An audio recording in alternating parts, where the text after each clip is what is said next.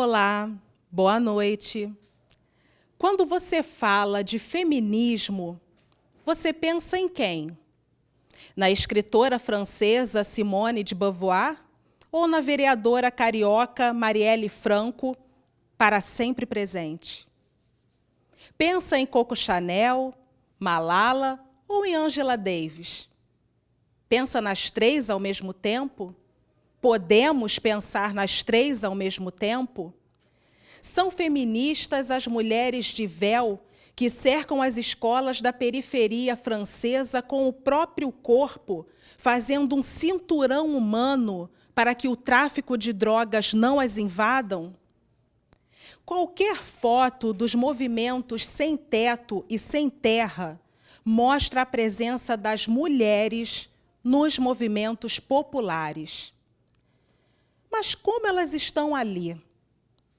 Como lideranças políticas ou como feministas? Carolina Maria de Jesus era feminista? Ainda que essa palavra não figure em nenhuma das 6.000 páginas que nos deixou?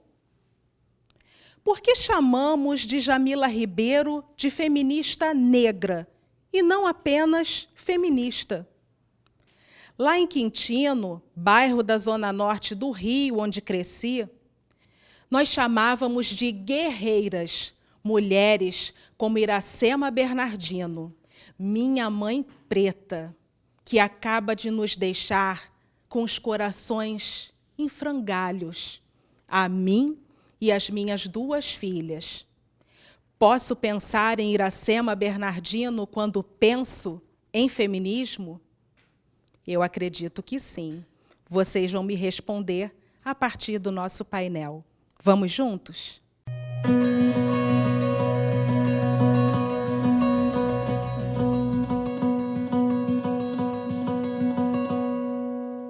Boa noite a todas e a todos. Começamos agora mais um debate da FLUP, Festa Literária das Periferias. Desta vez, temos a enorme alegria, a imensa honra de receber as grandíssimas professoras e pesquisadoras feministas Silvia Federici e Ilderkis Espinosa Minhoso, para uma conversa mediada por mim, Silvia Capanema, com o tema Em que corpos pensamos quando falamos de feminismo. Este ano, por tudo que estamos vivendo em decorrência da pandemia, a FLUP se apresenta com um formato diferente.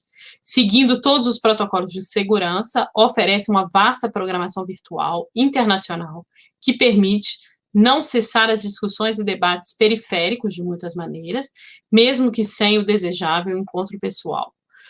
Você pode conferir a programação completa nas redes sociais. Não deixe de acompanhar, então, pelo Facebook da FLUP, Instagram FLUPRJ ou YouTube FLUPRJ. Então, vou começar me apresentando brevemente, para em seguida apresentar as nossas convidadas. Então, eu sou Silvia Capanema, sou historiadora, professora e pesquisadora na Universidade de Paris 13, Sorbonne Paris Nord. Trabalho sobre o fim da escravidão e o início da República no Brasil e também, mais recentemente, sobre as questões da periferia no mundo atlântico, numa perspectiva comparada, a partir da minha própria experiência política, porque eu sou militante feminista e membro do Partido Comunista Francês, tenho um cargo eletivo no Département de Seine-Saint-Denis, sou conselheira departamental, que seria o equivalente entre um deputado estadual e vereadora, aqui na região da periferia de Paris, na cidade de Saint-Denis, na Seine-Saint-Denis, desde 2015. Sou também mãe de 3 filhas que crescem e vivem na periferia de Paris. É uma honra estar aqui na mediação desse debate, um debate para mim que é um marco na discussão feminista hoje. Eu espero que vai ser um tempo forte para escutarmos 2 perspectivas diferentes, a partir de lugares, de experiências diferentes. Como diz Ilderkis Espinosa, sempre falamos dos nossos lugares de experiência. Mas 2 pensadoras hoje centrais para o feminismo teórico ou de ação. Então, gostaria de apresentar Ilderkis Espinosa Minhoso, que é ativista, filósofa, escritora e pesquisadora afro-caribenha, feminista, antirracista e decolonial. Uma das precursoras do feminismo decolonial e antirracista contemporâneo. Apresento também agora a Silvia Federici, que é escritora e historiadora italiana, feminista, professora emérita da Universidade Hofstra, em Nova York. Em 1967, ela se mudou para os Estados Unidos, onde pouco depois participou da fundação do International Feminist Collective e batalhou a favor do salário para trabalhos domésticos. Então, vamos trazer algumas questões teóricas e epistemológicas que permitem também reflexões conceituais. Eu acho que serviriam como uma caixa de ferramentas para as feministas hoje, no Brasil e no mundo. Uma forma de complementaridade de leituras, e eu queria saber de que forma a leitura de Silvia Federici modifica a leitura de Euderquis Spinoza, e vice-versa. Então, uma pergunta que eu gostaria assim, que as duas se apresentassem também no ponto de vista conceitual, né? Entendendo, então, a Silvia Federici como uma representante canônica do feminismo marxista e a Euderquis Spinoza como um grande nome do feminismo decolonial. Como que elas percebem, cada uma de vocês, a convergência, a aproximação, a divergência, afastamento entre essas duas grandes correntes feministas? De que forma e quando seus pensamentos se encontram? Na crítica à modernidade capitalista, por exemplo, que para mim é um ponto comum dos dois trabalhos, dos dois pensamentos, na base de construção do patriarcado, ou de que maneira os pensamentos de vocês seguem caminhos distintos? Generalmente, cuando como en Wikipedia o en otro lugar, ¿no? La definición que se da de mi esquema teórico, de mi perspectiva teórica, que yo soy una feminista marxista, en realidad esta categorización no me está bien, porque es verdad que yo he aprendido muchísimo de Marx y siempre lo repito, que para mí es casi imposible pensar, ¿no? Pensar el capitalismo, pensar una lucha, movimientos anticapitalistas sin pasar por Marx, ¿no? Marx nos ha dado un fundamento, ¿no? Nos ha dado una perspectiva, nos ha dado un análisis, ¿no? de la sociedad capitalista, ¿no? Que es fundamental, ¿no? A pesar que mucho tiempo ha pasado, que el capitalismo se ha transformado muchísimo, ¿no? En estos siglos, todavía Marx, pero yo tengo también hecho, como muchas feministas, ¿no? Una crítica bastante amplia, ¿no? Al pensamiento de Marx, ¿no?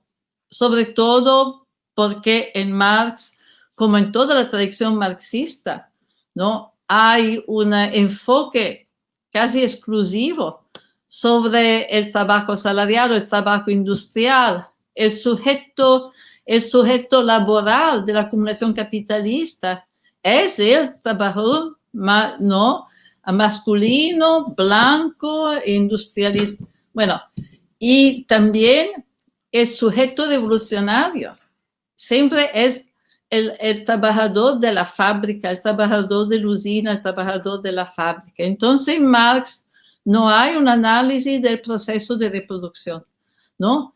Yo creo que el gran contributo del movimiento feminista en toda su forma, en toda su manera, ha sido de poner la luz sobre el trabajo de la reproducción, ¿no? Esta gran área, este universo de actividades, ¿no? Que en los años hemos comprendido que reproducción sobre todo no es solamente el trabajo del hogar, no es solamente, ¿no?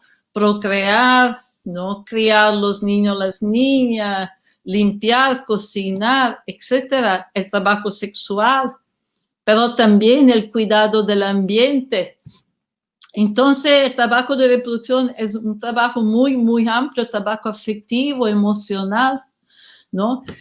Y todo esto es prácticamente ausente en la obra de Marx, ¿no? En parte porque yo estoy escribiendo un libro que va a ser publicado para Boitempo, ¿no? En el cual explico exactamente, ¿no? Esta crítica. Y pero no es la única, no es la única. Yo soy crítica también del pensamiento de Marx, ¿no? En su concepción, ¿no? De la industrialización, en su concepción del proceso de automación, ¿no? Que por Marx es muy, muy importante, porque desarrolla la productividad del trabajo, porque reduce el trabajo necesario para reproducir la vida. Y aquí también hay una mirada muy, muy masculina.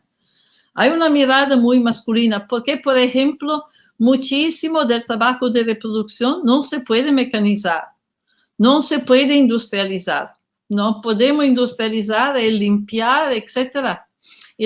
Pero no se puede industrializar el cuidado de los niños, el cuidado de los enfermos, el trabajo emotivo, etcétera. Entonces hay varias cosas en Marx, ¿no? Por eso que tengo una relación por eso que no me parece, no acepto fácilmente de ser catalogada como feminista marxista. Y también, ¿no? En el trabajo histórico, teórico histórico que he hecho, ¿no? Sobre todo pensando de nuevo el proceso del desarrollo del capitalismo, ¿no? Cuando en los años 70 hemos empezado, ¿no? A hacer esta crítica de Marx, que en este tiempo era necesaria, indispensable, porque el marxismo, sobre todo en Italia, en Europa, ¿no? El marxismo era la concepción de la revolución dominante. Entonces no era posible por el movimiento feminista no confrontarse con Marx, ¿no?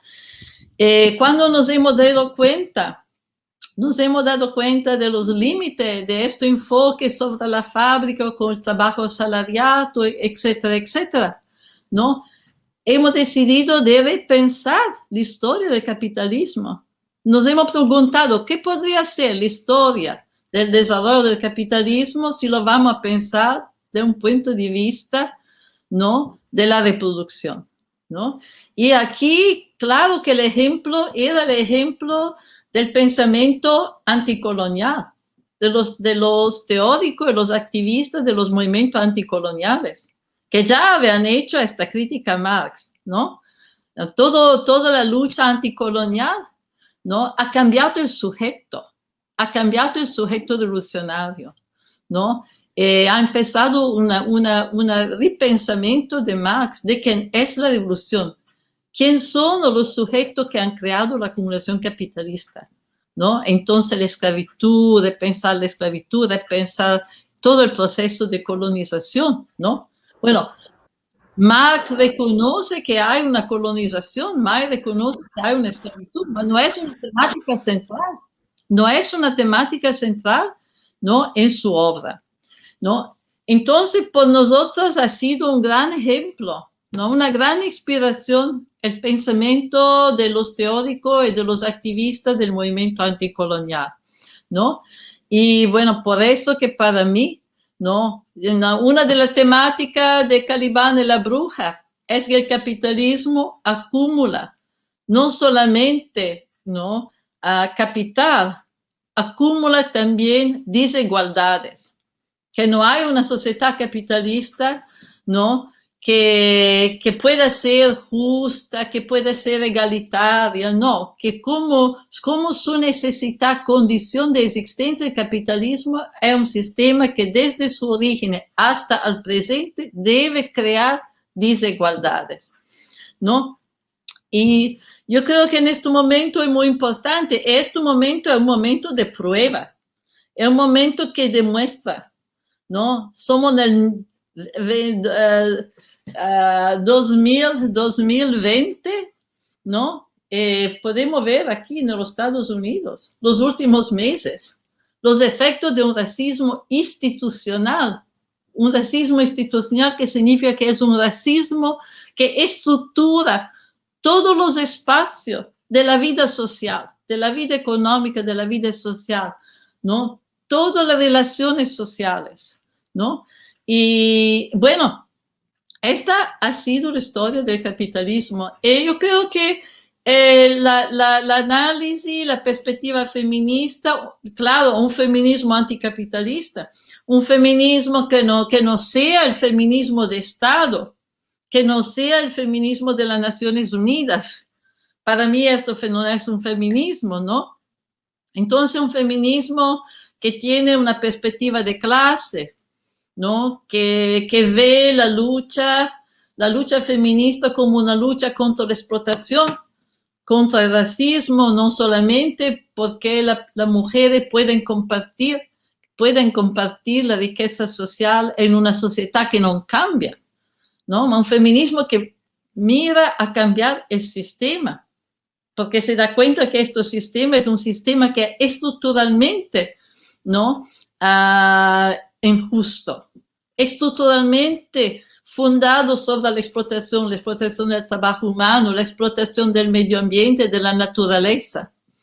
Entonces, esta es la perspectiva en la cual, por eso que no creo que hay una gran diferencia, ¿no? Con el feminismo descolonial, el feminismo antirracismo, el feminismo de la compañera, de la activista teórica, del feminismo negro en los Estados Unidos, de mujeres de color, de mujeres negras, ¿no?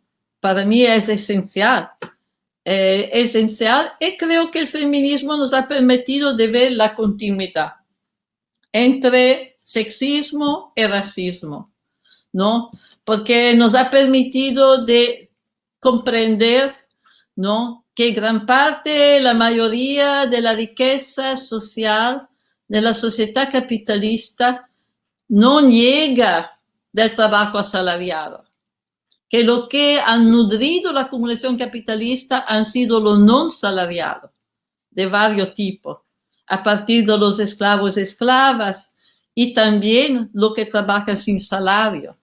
Hemos comprendido que tanta explotación se ha naturalizado, que se ha creado toda una ideología, una estructura económica y social que nos oculta dónde está la explotación y naturaliza, ¿no? Naturaliza, justifica con esta ideología racista. Bueno, esta es la perspectiva en la cual yo me muevo.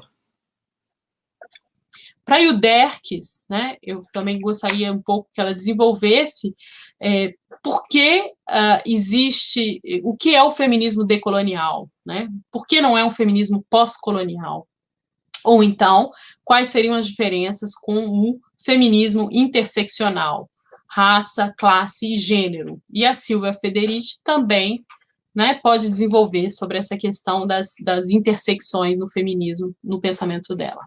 Bueno, muchas gracias, Silvia. Las dos Silvias, un placer para mí poder compartir esta conversación con alguien que ha sido para mí una maestra, porque debo decir que Silvia me ha acompañado en mi crecimiento teórico, analítico, intento de pensar el mundo de una forma autónoma y, digamos, subalterna también, ¿no? Anticapitalista, antirracista también, ¿no?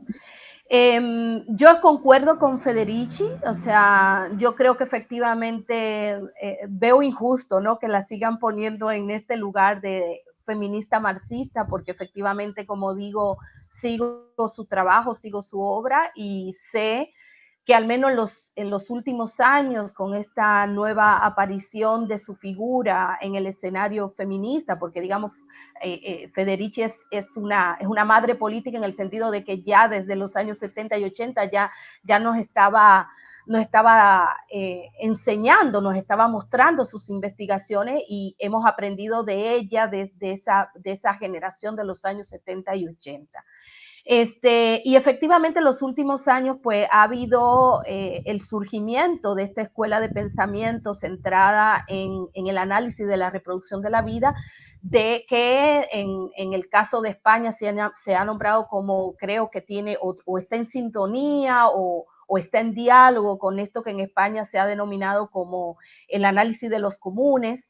En América Latina viene con toda esta escuela que muy ligada a la cuestión de la comunalidad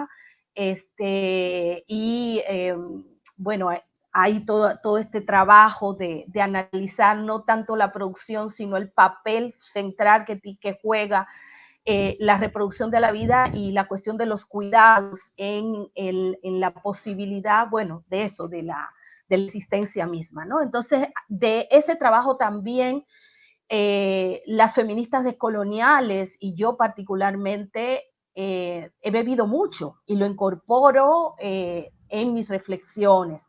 No solamente por parte de la escuela de la que viene Federici, sino y de otras compañeras con la cual he dialogado bastante, como por ejemplo Gladys Zull, que es una hermana, una compañera de la cual también he bebido muchísimo, es una compañera de origen maya, de Guatemala, que ha tenido un papel muy importante también en esta línea de pensamiento y de investigación de la reproducción de la vida, ¿no?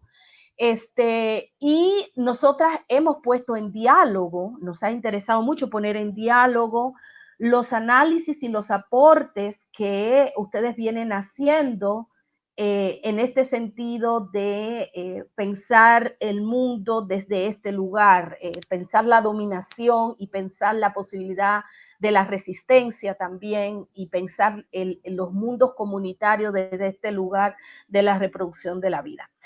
En ese sentido, pues le debemos mucho y lo ponemos también muy en diálogo con los aportes que vienen directamente con los que tenemos con mujeres y con varones que que sobreviven en los territorios y que todavía continúan en estos espacios comunales y de cuya sabiduría también nos nutrimos muchísimo, así como ustedes también se han nutrido, ¿no? Entonces, en eso yo creo que efectivamente, como diría Federici, más que una diferencia, veo una gran hermandad y veo una posibilidad incluso de retroalimentación.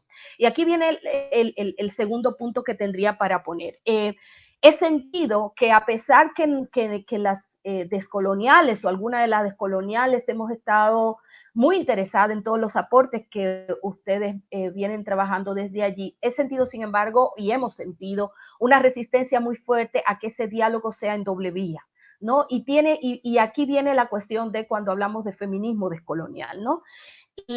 Si yo pondría aquí dónde está algunos niveles de diferencia que yo encuentro, tiene que ver en cómo traemos ese análisis de los comunes, ese análisis de la reproducción de vida y de los cuidados, cómo lo traemos al ámbito feminista, sin que al pasarlo al ámbito feminista o al ponerlo en diálogo con el ámbito feminista, esto se vea interrumpido por un análisis feminista centrado fundamentalmente en pensar a la mujer como el centro del pensamiento feminista. Para las feministas descoloniales, y quizá debería hablar más en primera persona, pero me gusta pensarlo de manera colectiva en el sentido de que muchos de estos son diálogos y son aprendizajes, o sea, mucho de lo que estoy hablando tiene que ver con cuestiones que no solamente son propias, sino que siempre son en diálogos y en trabajo con otras compañeras con las que estamos caminando. El feminismo descolonial, una de las cuestiones centrales y de la que vemos mucho del feminismo negro y mismo del análisis interseccional, es que comenzamos a ver la necesidad de abandonar ese punto de vista que se centra, o sea que para ser feminista nosotras siempre tenemos que centrar a la mujer como aquella que tenemos que pensar siempre casi separada de su comunidad, ¿no?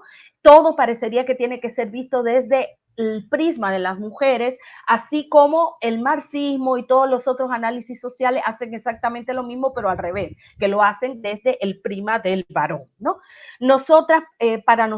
Para mí particularmente, uno de los problemas que sigue teniendo mucho del análisis feminista, incluso mismo aquellos feminismos ecologistas, feminismos que vienen de este análisis de la reproducción de la vida, es que sigue poniendo aquí la cuestión como, sigue separando lo que para nosotros es inseparable, que es la comunidad. La comunidad no se separa necesariamente entre hombres y mujeres, sino que es un continuo. Y esto mismo aparece en análisis como los que hace la misma Gladys Zull, por ejemplo, cuando ella analiza cómo funciona en la comunidad, no, en la pequeña comunidad de donde ella proviene, cómo funciona la reproducción de la vida, y una puede ver cómo varones y mujeres, niños, niñas, ancianos y ancianas están jugando. Todos están implicados en el papel de reproducción de la vida. Todo el mundo tiene que jugar un papel en esa reproducción de la vida. Hay estos análisis, uno lo puede ver, por ejemplo, ya mismo en la práctica feminista, y cómo nos acercamos a pensar el programa feminista de acción. Cuando muchos de estos feminismos que se están nombrando comunitarios comunitarios o ecológicos, etcétera, etcétera, están comenzando a interesarse en la cuestión de los asesinatos que están ocurriendo en los territorios a las personas que son guardianes de los territorios, ¿no? Que son defensoras de los territorios. Parecería que solamente las mujeres están siendo asesinadas y solamente las mujeres estarían haciendo este trabajo de cuidado del territorio y cuidado de reproducción de la vida. No, la experiencia en las conversaciones, en la oportunidad que he tenido de recorrer prácticamente toda Abya-Yala, he tenido la oportunidad de visitar la Amazonía, de visitar Mesoamérica e ir a los territorios donde efectivamente todavía se mantiene estas ontologías relacionales, donde se mantiene todavía este orden de la vida comunal. Una ve cómo, si bien es cierto que hay una intromisión colonial que va avanzando a medida que avanzan los procesos de intromisión estatal, y ni que se diga los programas que vienen, y esto es una crítica que tenemos en común con Federici, los programas que vienen de las ayudas estatales, pero también que vienen de los programas de Naciones Unidas y todo el sistema de la supuesta ayuda al desarrollo. Si bien es cierto que van a través de todos estos mecanismos, va ocurriendo una erosión de ese orden comunal que va fraccionando la vida, y que va engenerizando, para decir que va apareciendo una división sexual del trabajo jerárquica. Si bien es cierto que esto es así, todavía hay mucha resistencia y todavía hay un orden que precede, antecede y antagoniza con ese orden moderno capitalista que se centra también en la construcción del patriarcado, en la producción del patriarcado. Entonces, ahí yo lo veo como una diferencia en el término del campo feminista y cómo vamos a aplicar este tipo de análisis a pensar cómo se ha ido dando estos procesos de pérdida de poder por parte de las mujeres, en este caso en Abya-Yala. Federici, por ejemplo, en su trabajo del Calibán y la Bruja, que ha sido fundamental para nosotras, con María Lugones, mi maestra dentro del feminismo descolonial y una gran amiga, siempre en mi memoria luego de su reciente fallecimiento. Para nosotros el Calibán y la Bruja muestra de una manera impresionante y sustantiva. Silvia hace un trabajo de mostrar cómo en el paso de la Edad Media hacia el capitalismo y hacia el mercado, el mundo centrado en el mercado, las mujeres europeas van perdiendo su poder al interior de sus comunidades. Yo creo que ese tipo de trabajo sigue siendo y es urgente que se haga en América Latina, en simplemente quedarnos con unas ciertas ideas que aparecen y que no necesariamente voy a decir que vienen de Federici ni nada de eso, porque Federici no, Silvia, tú no has hecho ese trabajo de investigación para América Latina, pero sí mucha gente que bebe o que está cercano a este trabajo de análisis de la reproducción de la vida, o que está muy en sintonía con esta cuestión de análisis, de reconocer también el papel central que juegan las mujeres en esa reproducción y en el cuidado de los territorios, en la defensa de los territorios. Una de las cuestiones a la que ha arribado mucho de este feminismo, ahí hay varias corrientes, por supuesto, pero parecería que se hace ahistórico el concepto de patriarcado, y parecería y se habla incluso, ¿no?, de un patriarcado originario, de un patriarcado de baja intensidad. Muchos de estos análisis que que comienzan a acercarse a estos mundos comunales van y hacen exactamente lo mismo que han hecho muchas antropólogas feministas de los años 70, que cuando se acercan a pensar las comunidades en América Latina, los mundos indígenas, los mundos afrodescendientes en resistencia contra ese capitalismo y esa modernidad universalista, se acercan a analizarla y a verla con una serie de categorías analíticas que han servido al feminismo en Europa y en Estados Unidos para pensar la propia historia de las mujeres europeas o descendientes de europeos. Yo creo que esto es un problema. Yo creo que tenemos que comenzar a desarrollar nuestras propias categorías de análisis, nuestros propios conceptos analíticos para poder concluir y poder hacer este tipo, o más que concluir, poder ensayar diferentes interpretaciones históricas que permitan entender cómo se da esta conjunción de capitalismo, colonialismo, modernidad y, bueno, por supuesto, racismo y patriarcalización de la vida, para decirlo de una manera. ¿Cómo es que se van produciendo estos procesos de patriarcalización por medio de los cuales mundos que no necesariamente se centraban o se organizaban en torno a una jerarquía varón-mujer dicotómica, binaria, cómo es que van dando estos pasos, ¿sí? Donde efectivamente comienzan a aparecer comunalmente, se van dando estas jerarquizaciones, comienzan a aparecer internamente jerarquizaciones entre varones y mujeres. Para concluir en esta cuestión, entonces, yo diría desde el feminismo descolonial, y ante esta pregunta con la diferencia con lo postcolonial, yo creo que va en un doble sentido.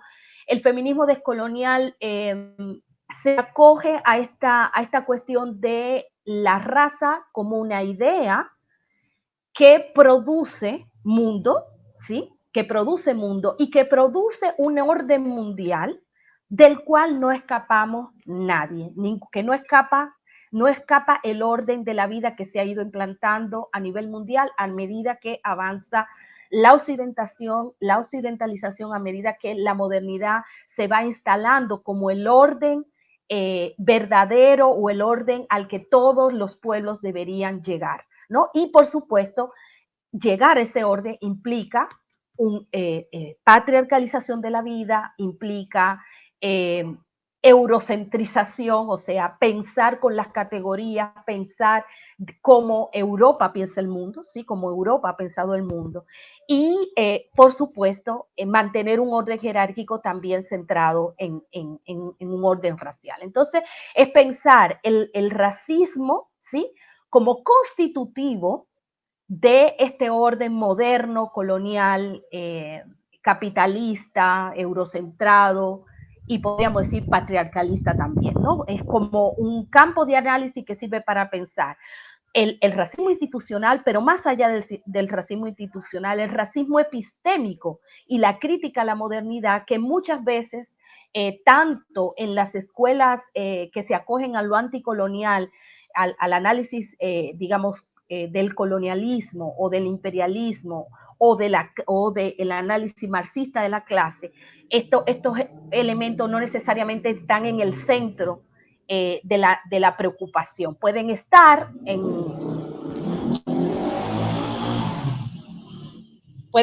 como parte de las preocupaciones, por supuesto, pero no están en el centro de la preocupación. Nosotras creemos que no se puede pensar en generización o construcción de género binario y patriarcado si al mismo tiempo no lo vemos atravesado por ese orden mundial clasificatorio del trabajo y de las vidas que va a ser la idea de raza, ¿no? Con eso creo que responderia a tua pergunta. Agora a gente entra numa segunda parte, né, que é sobre o mundo de hoje, o lugar da mulher. Então, eu fazer uma pergunta a partir do nosso lugar aqui, do meu lugar na periferia francesa, em que tem um revés da questão colonial, que é as migrações e migrações nas periferias, de pessoas que vêm de origens das antigas colônias do Império Colonial Francês, né? Então, volto um pouco nessa questão, eu gostaria de introduzir, falando também da presença das mulheres hoje em todos os movimentos sociais, né, no mundo. Então, eu pensei nisso hoje, preparando aqui as questões, dessa importância, então, das mulheres, o protagonismo das mulheres nos movimentos sociais, seja, por exemplo, no movimento dos trabalhadores sem terra, a importância delas, das mulheres, para modificar o próprio movimento dos trabalhadores sem terra, né? Nós podemos usar como exemplo como que elas introduziram as cirandas, que são as creches, para que elas pudessem ficar livres para atividade política, né? A presença também das mulheres, aí citando a França, no movimento dos coletes amarelos, dos gilets jaunes, né? A importância das mulheres nos movimentos ecologistas atuais, né? A importância das mulheres nos movimentos indígenas.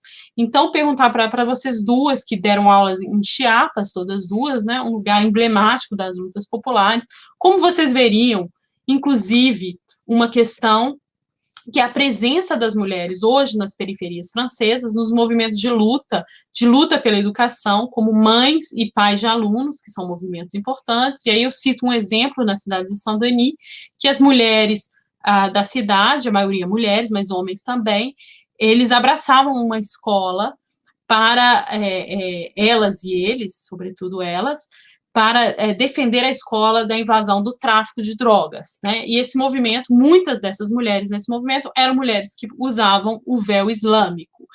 E aqui na sociedade francesa, eu nem vou entrar nesse debate do neocolonialismo, que vai criticar o uso do véu, ver como uma questão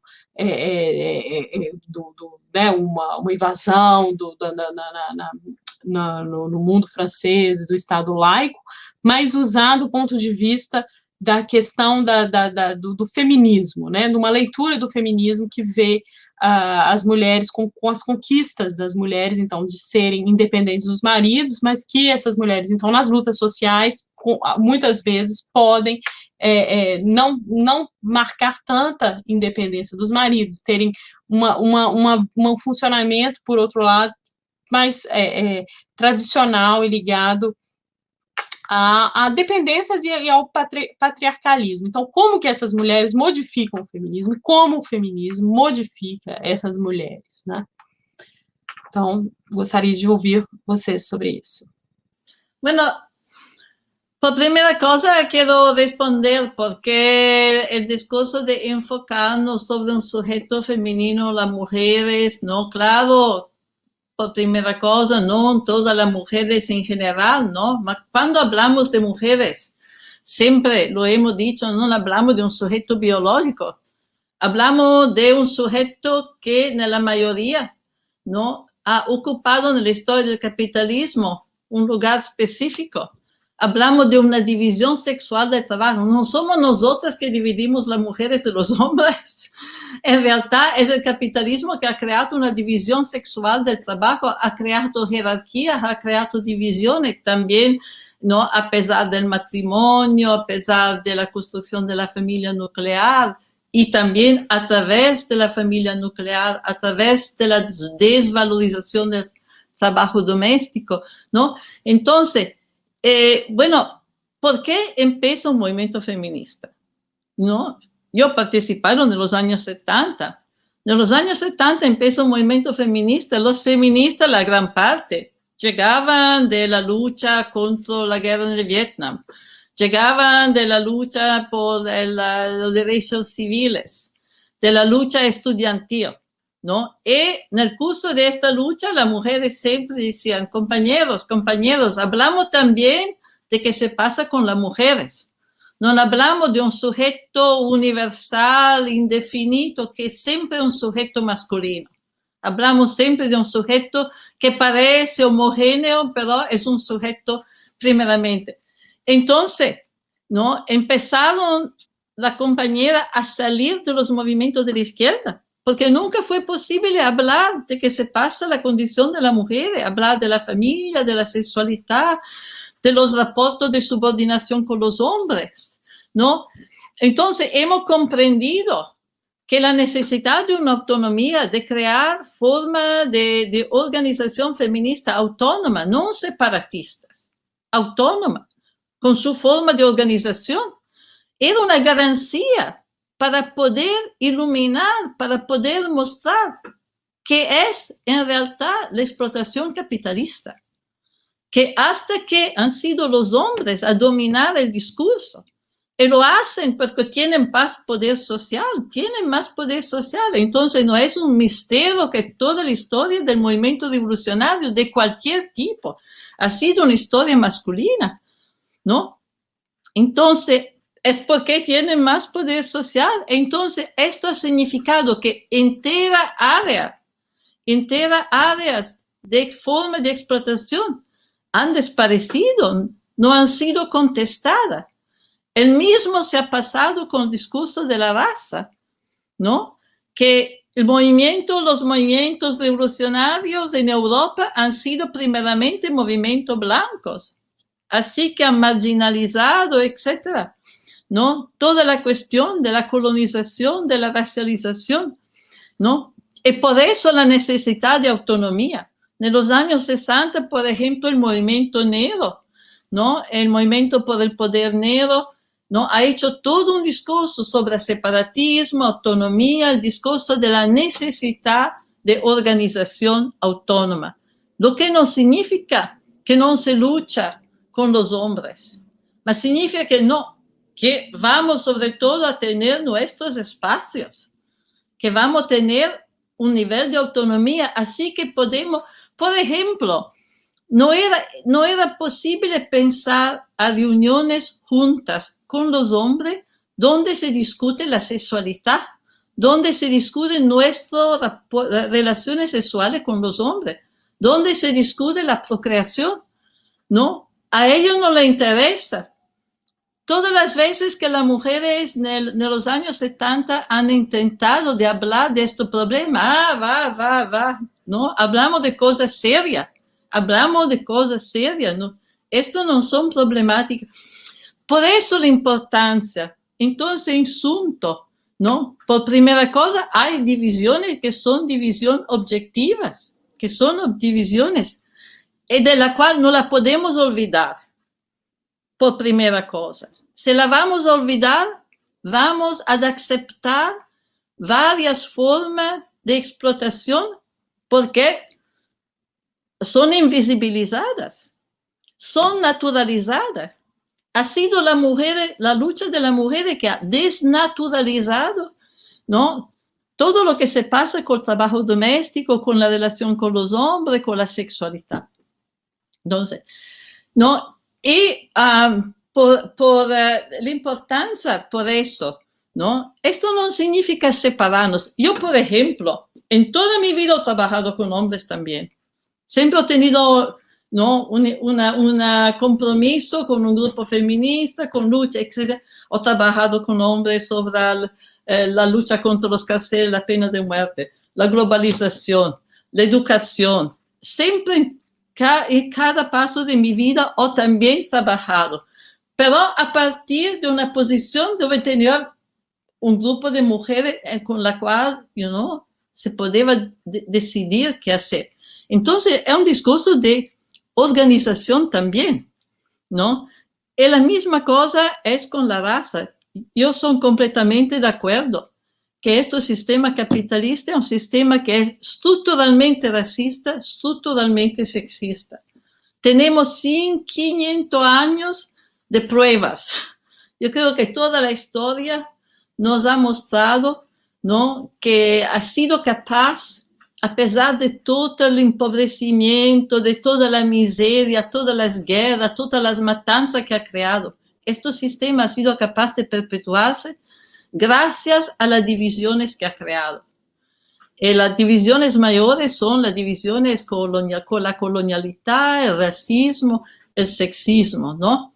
Y por eso que para mí siguen siendo el centro, ¿no? Y cuando hablo de la política de los comunes, para mí la política de los comunes es muy importante, porque la política de los comunes es una política que pone al centro tres cosas.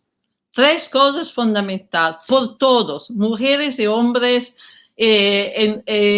trans, ¿no? Por primera cosa, la idea de una sociedad en la cual compartimos de forma egalitaria la riqueza social, la riqueza natural. Entonces, el compartir, ¿no? Lo que es no la apropiación privada. En segundo lugar, la cooperación en el trabajo, que significa también responsabilizarse por la comunidad, y no solamente a nivel individual. Entonces, la cooperación.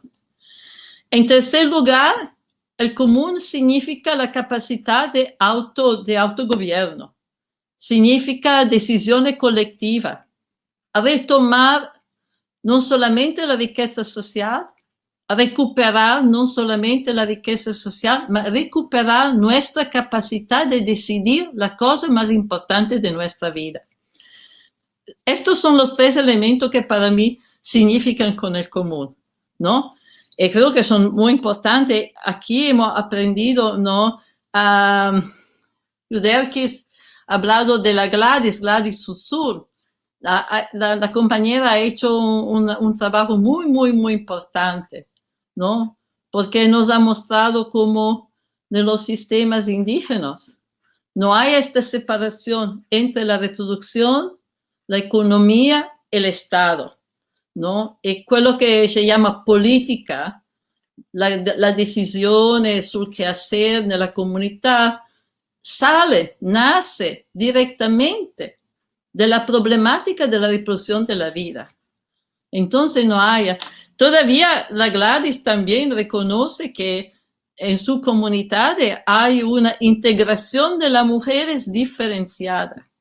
Una integración de las mujeres diferenciada. Usa exactamente esta palabra, porque, por ejemplo, la transferencia de la tierra se hace en forma, ¿no? Son los hombres que ¿cómo se dice? Que transmiten la tierra. Así que si una mujer se casa con una persona de un clan diferente, ¿no? Sus hijos e hijas pierden la tierra. Y por eso que en el mundo indígena hay también, ¿no? Una contestación de las mujeres, como hay en el mundo campesino, ¿no? Silvia hablaba de la compañera del MST, ¿no?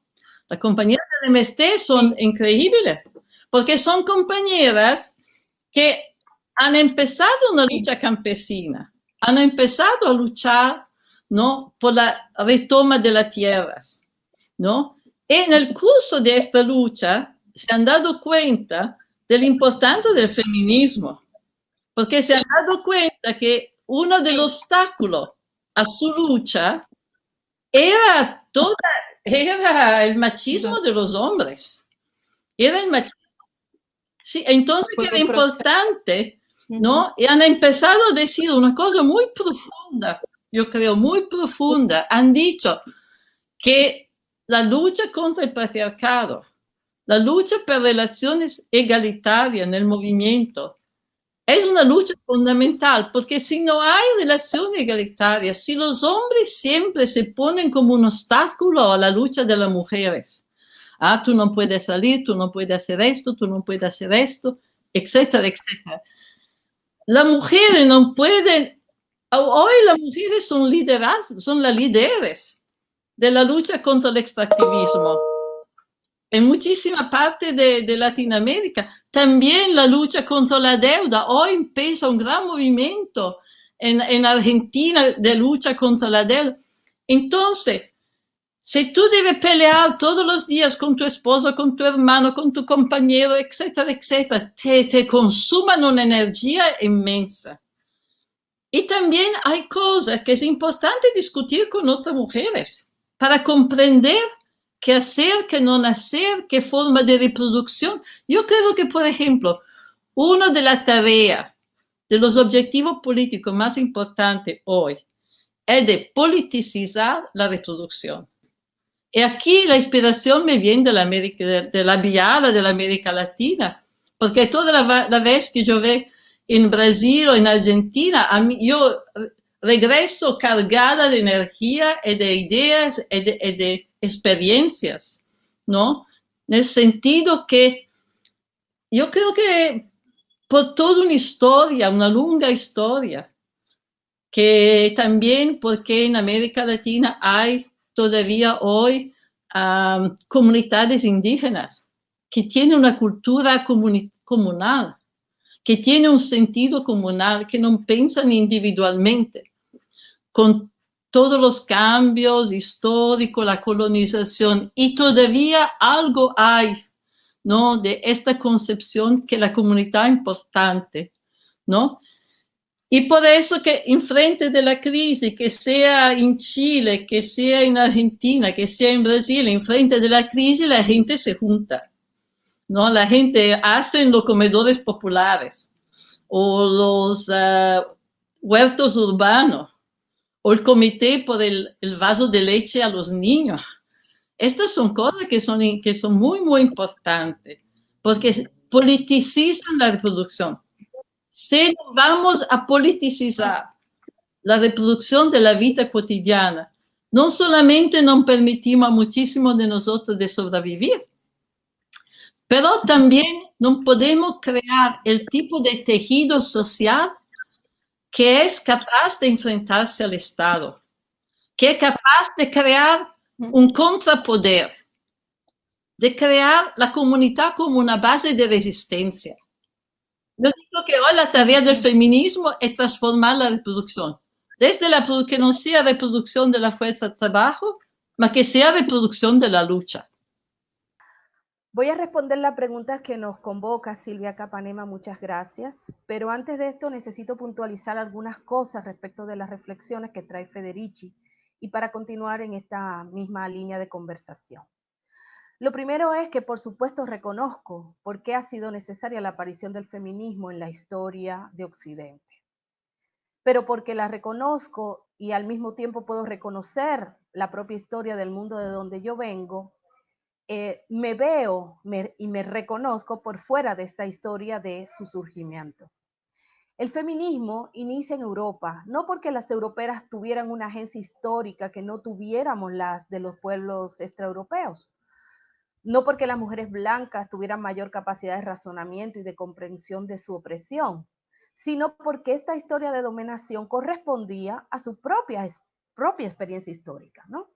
Mientras ustedes han estado preocupadas por asegurar su lugar dentro del mundo del humano, o sea, dentro del mundo que conocían y donde vivían esta experiencia de dominación, nosotras, aquellas que veníamos de los pueblos extraeuropeos del mundo, ¿no?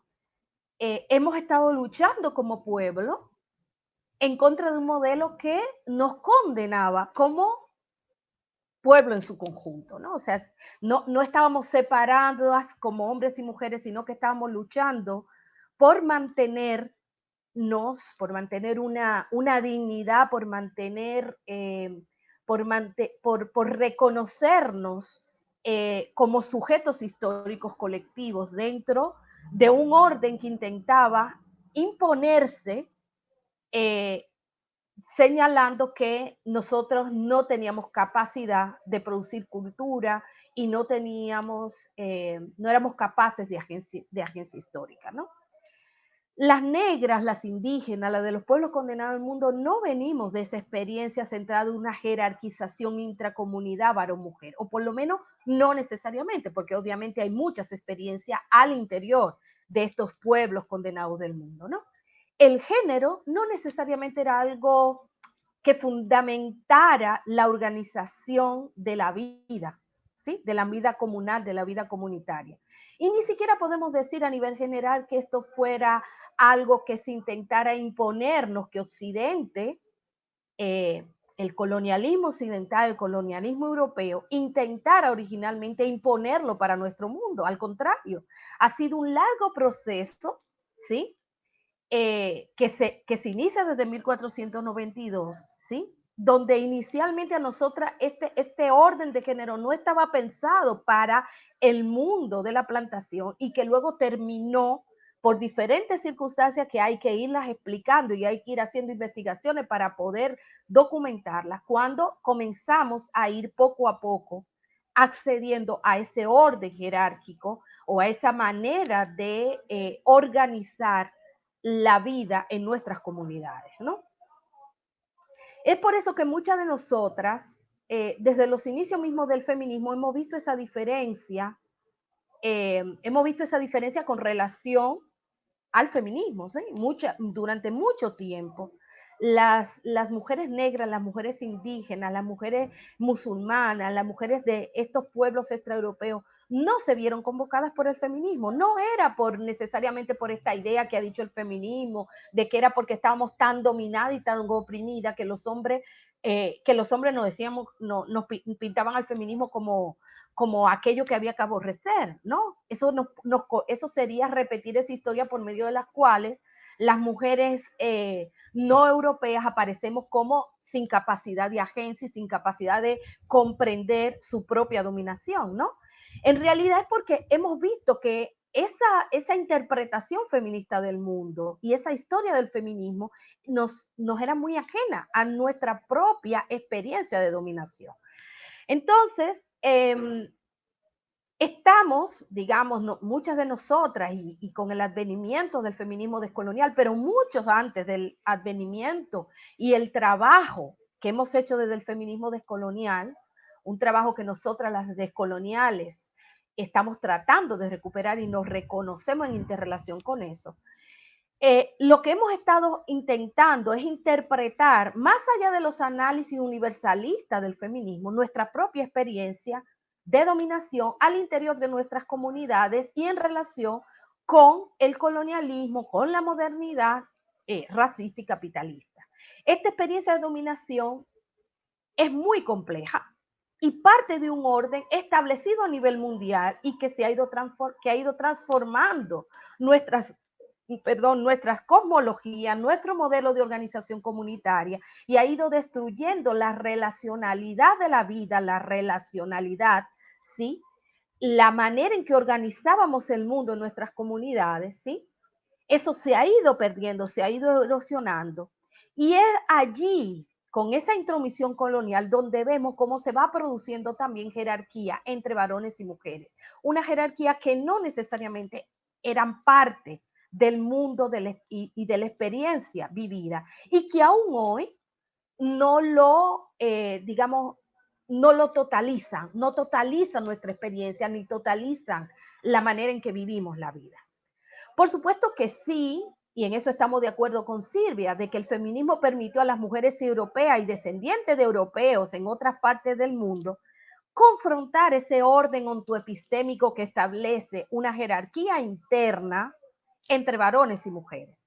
Pero vemos que las categorías de análisis y las conceptualizaciones que han establecido las feministas para analizar su propia experiencia histórica no nos sirven a las mujeres de los mundos extraeuropeos, en tanto y cuando para nosotras ese orden de género no fue aplicado, ni fue un desarrollo originario en nuestro devenir histórico, ¿sí? Y de esta forma, el género y el patriarcado solo es posible de ser pensado en nuestra propia experiencia, siendo parte del establecimiento de ese orden moderno, colonial, racista, capitalista. Son parte de lo mismo, por tanto el género siempre está racializado, nunca puede leerse por fuera de ese proceso de racialización, de inferiorización de nuestros pueblos, ¿sí? Y ese proceso de instauración de la modernidad como el único orden posible de vida en el planeta, ¿no? Hay un tema que yo creo que es importante y que lo he traído yo, pero también lo ha traído Silvia Federici en la conversación, y es este concepto de división sexual del trabajo, este tema central dentro del feminismo eurocentrado, ¿no? O la teorización feminista eurocentrado, la teorización feminista conocida que es eurocentrada, ¿no? Ya el feminismo negro en los años 70 ponía en entredicho ese concepto de división sexual del trabajo como algo que permitiera explicar la experiencia de dominación que hemos sufrido las mujeres descendientes de personas esclavizadas.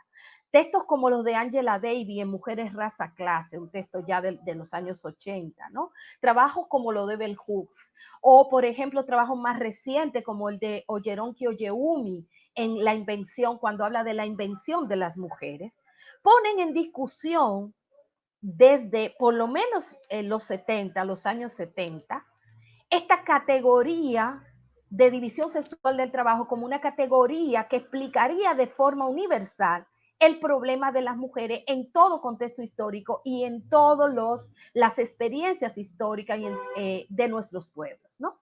Muestra cómo esta categoría no sirve para explicar cómo se va dando este proceso de patriarcalización de la vida en comunidades que no vienen de descendientes europeos. Yo creo que hay que poner atención en que el feminismo parte haciendo una crítica al universalismo de la modernidad y de la ciencia moderna para luego terminar haciendo lo mismo que había criticado, ¿sí? Incluso a la misma teoría marxista, por ejemplo. Lo que terminó haciendo el feminismo fue construyendo una categoría central para pretender dar una explicación histórica a partir de esa sola categoría, ¿no? Luego las otras categorías que hemos intentado poner sobre la mesa, mujeres de diferentes orígenes y pueblos, entonces son puestas como secundarias, pero lo central parecería que siempre sigue siendo el género que nos unifica. Esta crítica que le hace el feminismo negro y de color en los Estados Unidos a este concepto de división sexual del trabajo tiene que ver primero con que la forma de organización de la plantación, que la plantación impuso, fue solo ese orden de género, solo operaba dentro de la clase del amo blanco, con su esposa blanca, quien estaba en situación de inferioridad con relación a su marido, pero no así con relación a todas las vidas sometidas en la esclavitud, esto es, con relación a otros varones y al resto de mujeres que estaban en relación de esclavitud. Esa señora blanca, ayer igual que hoy, padece la dominación de los varones de su propio grupo, pero ella usufructa al mismo tiempo de los beneficios del sistema de clase y raza que se basa en la explotación de pueblos enteros en su conjunto.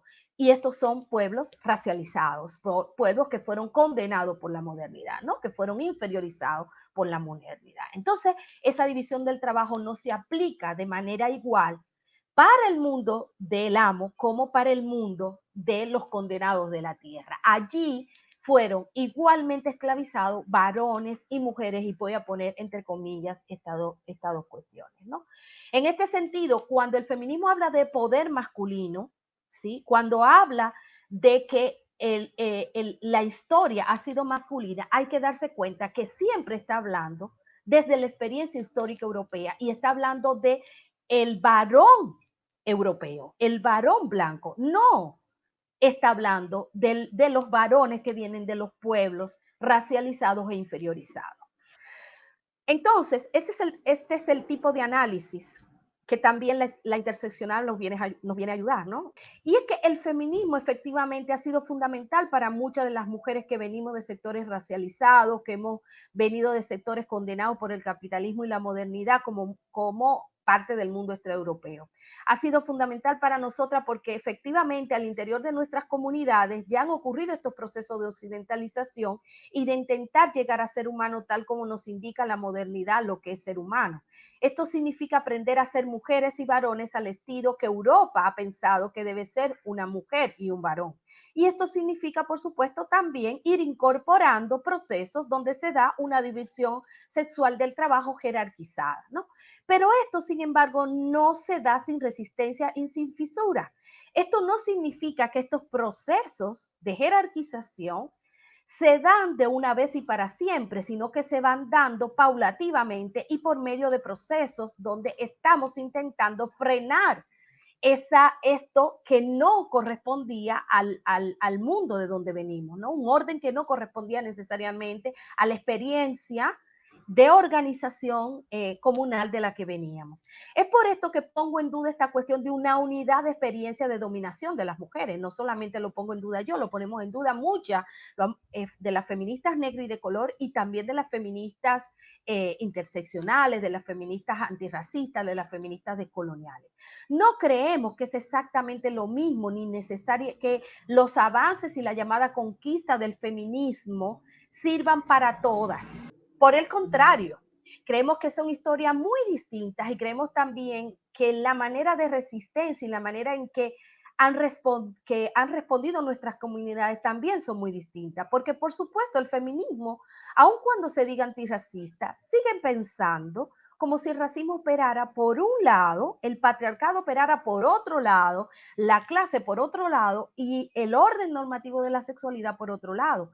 Pero lo que la interseccionalidad viene a poner en cuestionamiento es que efectivamente esto no ocurre así, no hay una fragmentación de la dominación.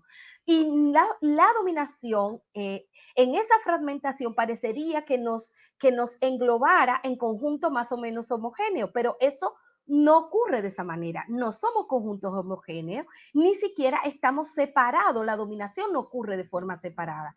Para nosotras, y ese es el gran aprendizaje que hemos venido dándole continuidad, es que para nosotras esta manera de interpretación del mundo no nos sirve para la gran mayoría de las mujeres que estamos en mayor en peor condición, perdón, de privilegio, ¿no? No podemos dejar de acercarnos a pensar los problemas de las mujeres en peor situación de privilegio si no es desde este análisis funcional, superador de esta fragmentación de la dominación. Bueno, y para concluir, quiero entonces traer aquí, quiero traer un poco aquí la cuestión de la que nos hablaba, la pregunta que nos traía Silvia Capanema, ¿no?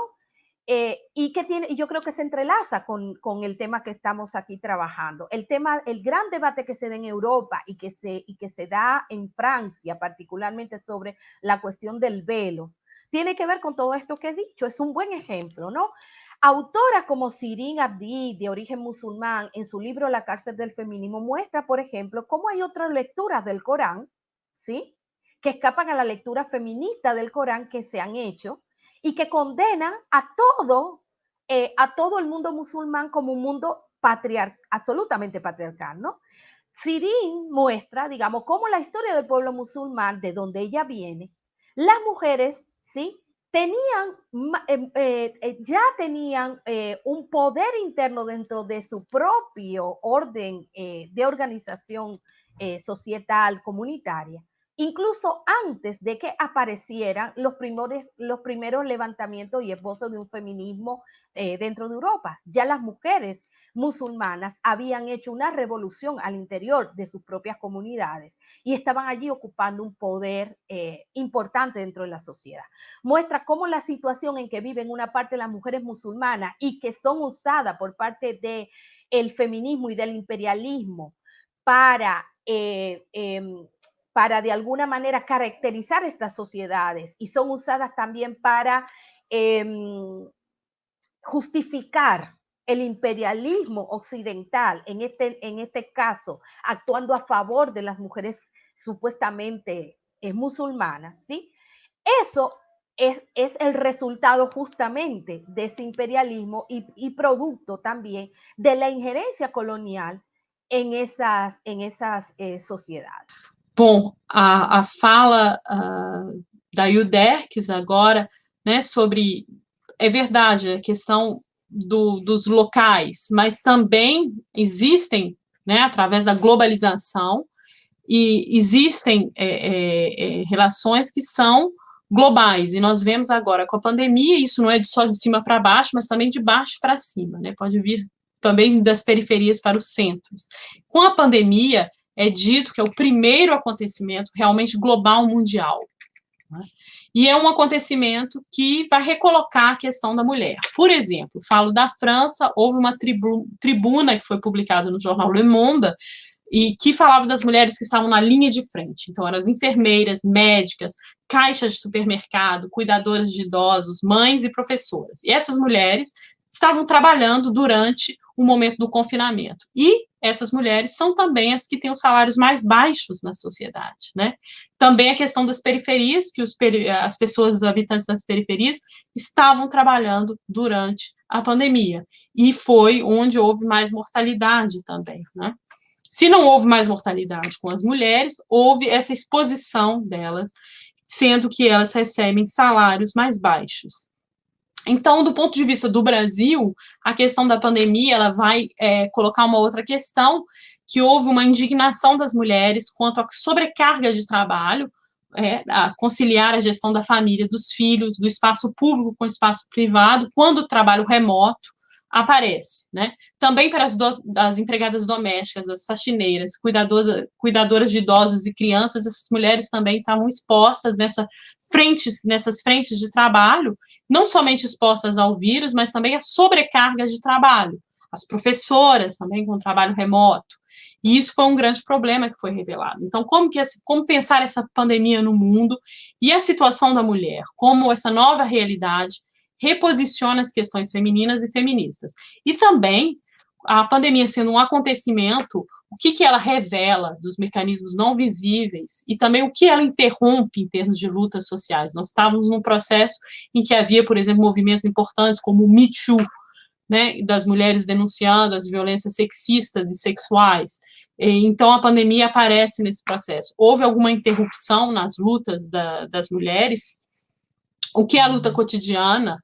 Ela vai revelar também sobre outras possibilidades de lutas e de condição feminina nos dias de hoje. Es un discurso muy largo, pero yo creo que la cosa más importante de decir es que, por primera cosa, que la pandemia no ha creado las contradicciones, no ha solamente exasperado y ha no intensificado contradicciones en una crisis que ya estaba. Que ya las mujeres, claro, en forma diferenciada, pero han vivido cotidianamente en forma muy, muy dramática, ¿no? Entonces, bueno, por primera cosa, la pandemia ha mostrado una vez más que vivimos en una sociedad que desvaloriza toda la reproducción de la vida, desvaloriza nuestra vida, ¿no? Esto ha sido un asunto de nuestra política de mucho tiempo, que vivimos al centro del capitalismo, hay no solamente la explotación del trabajo, sino la desvalorización sistemática, ¿no? de nuestra vida, la subordinación de los seres humanos, ¿no? Al lucro, al profito privado. Entonces, esta pandemia, ¿no? ha sido una prueba más, ¿no? Porque es claro que, ¿no? la mortalidad ha sido una consecuencia política, una consecuencia de la gran mortalidad, ¿no? de los procesos de desmantelamiento de todo lo que es apoyo a la reproducción, ¿no? Claro, desmantelamiento que se ha dado en forma diferenciada en los diferentes países y que todavía es un elemento común, porque a partir sobre todo, ¿no? de los primeros años 80, con la dicha neoliberalización de la economía global, ¿no? Se han desmantelado los sistemas sanitarios, se han cortado las inversiones en los servicios sociales más básicos, más importantes, el degrado del ambiente con la industrialización de la agricultura, ¿no? Hoy comemos venenos, porque hay una agricultura completamente industrializada, ¿no? que se hace con los pesticidas, con los fertilizantes, cosas que destruyen nuestro cuerpo. Es interesante que el número de gente que muere de cáncer en el mundo cada año es siempre más grande y es más grande de lo que mueren del COVID. Pero del cáncer no se habla, porque el cáncer, ¿no? La producción de cáncer, ¿no? es causada por las compañías, ¿no? del agribusiness, por la compañía petrolífera minera que contaminan las aguas, contaminan, ¿no?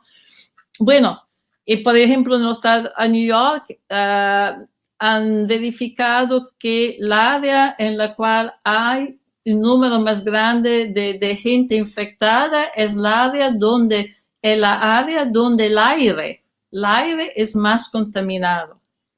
Y también, ¿no?, la mortalidad, ¿no?, es causada por las desigualdades sociales, ¿no? En los Estados Unidos, el número más grande de los que han sido infectados y que han muerto han sido en la comunidad negra, la comunidad de color, los migrantes y también las personas mayores, lo que deben ¿no?, vivir en las clínicas, ¿no?, apoyadas por el Estado, que son verdaderamente pequeños campos de concentramiento, ¿no?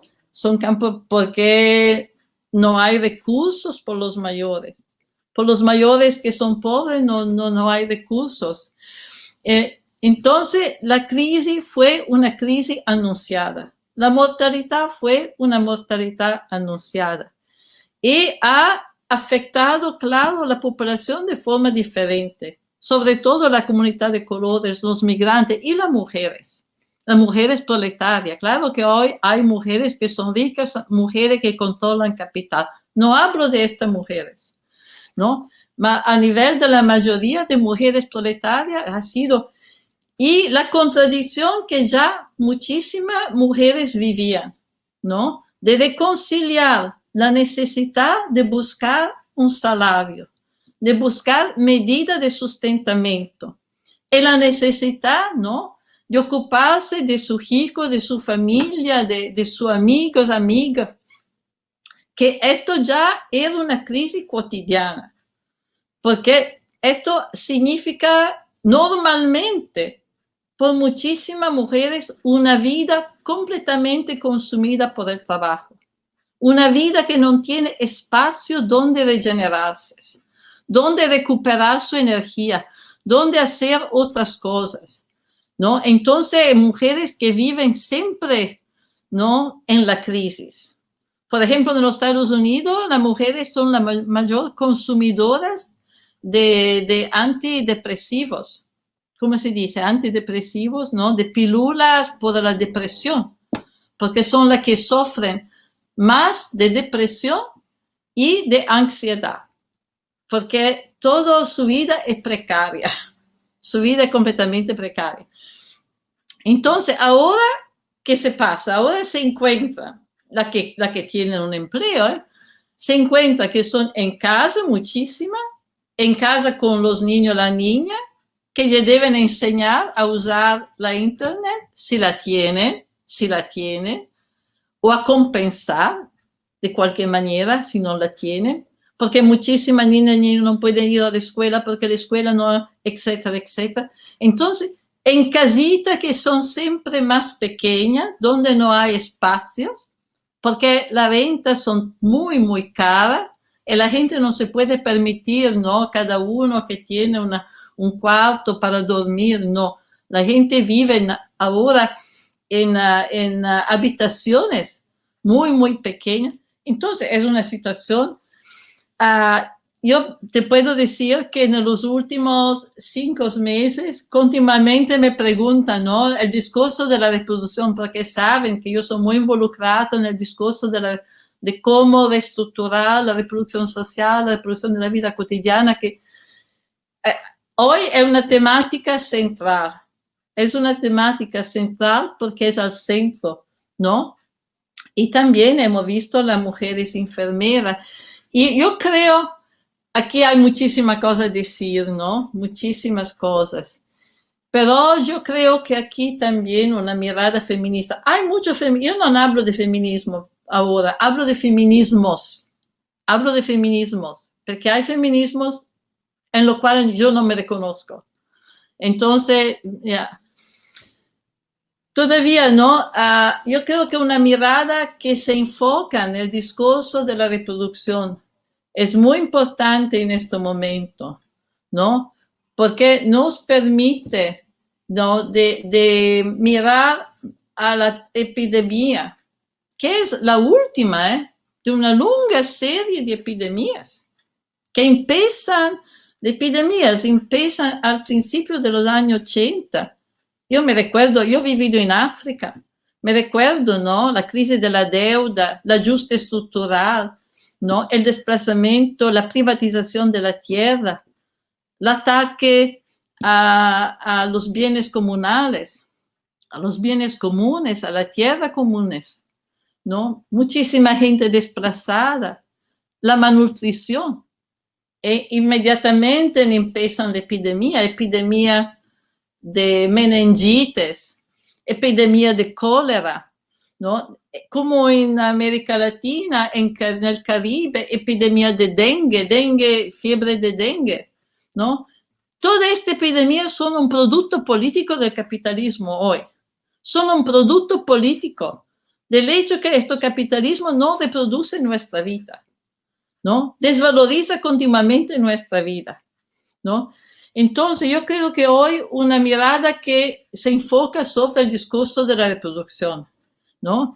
¿Qué significa reproducción? Significa el hogar, significa los niños, significa la procreación, significa la naturaleza, la agricultura, la comida, pero significa sobre todo crear espacios donde podemos colectivamente tomar decisiones, en espacios donde podemos juntarnos, que somos de las comunidades y las mismas mujeres que trabajan en las instituciones.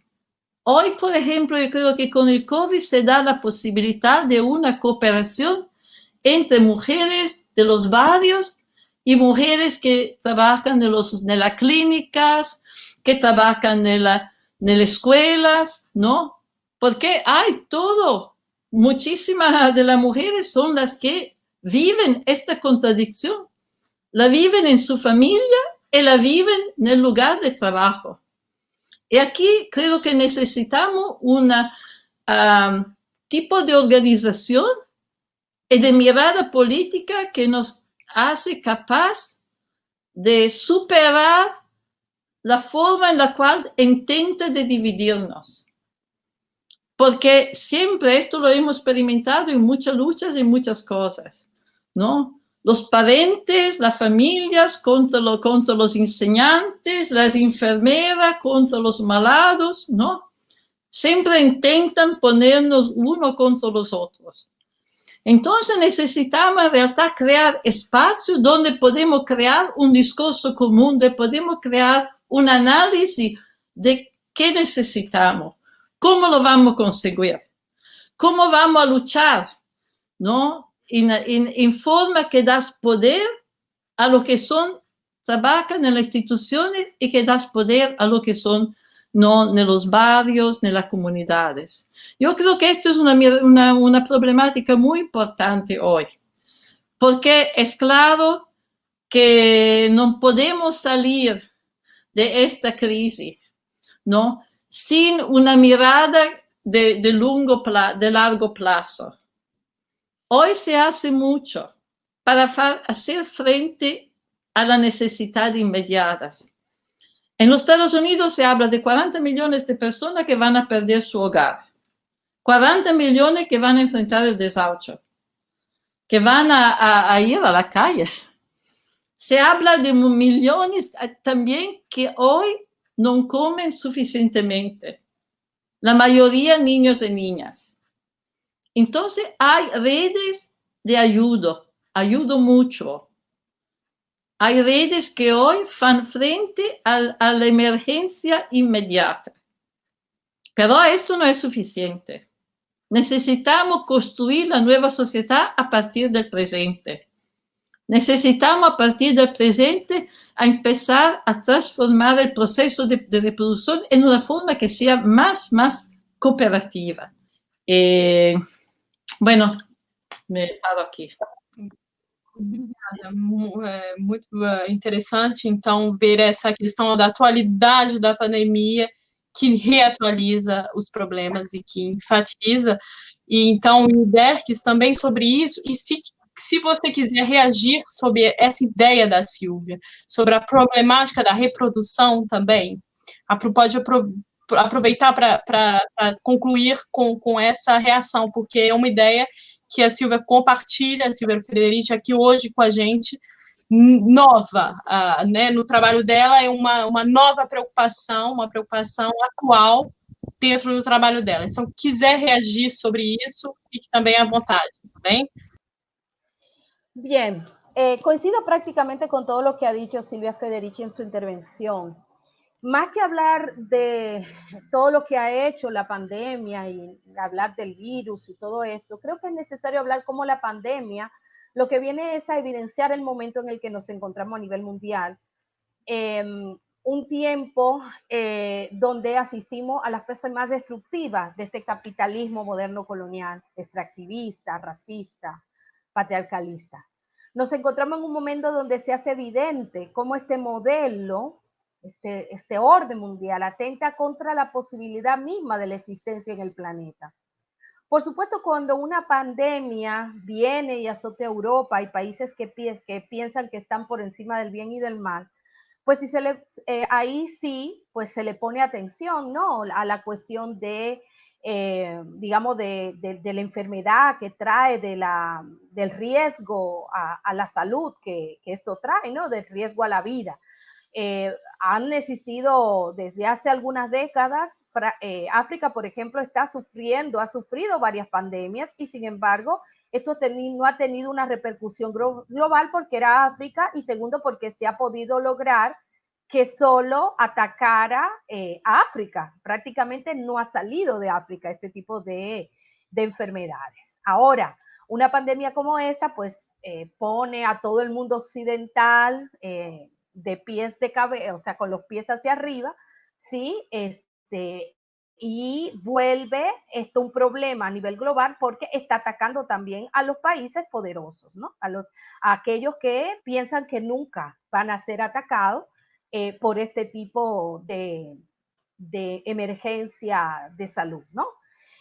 Lo interesante, yo diría, es que esta pandemia también, entonces, o sea, lo interesante de esto, entonces, es que la pandemia haya tocado también las puertas de Europa y por eso toma esta relevancia mundial y ello nos permita visibilizar y poner en el centro una serie de reflexiones que de forma marginal ya venían hace rato haciendo y veníamos haciendo, me voy a incluir ahí, diferentes tipos de movimientos y de intelectuales orgánicos que están asentados en comunidades más acá o en resistencia ante el capitalismo, ante la globalización, ante el colonialismo, ¿no?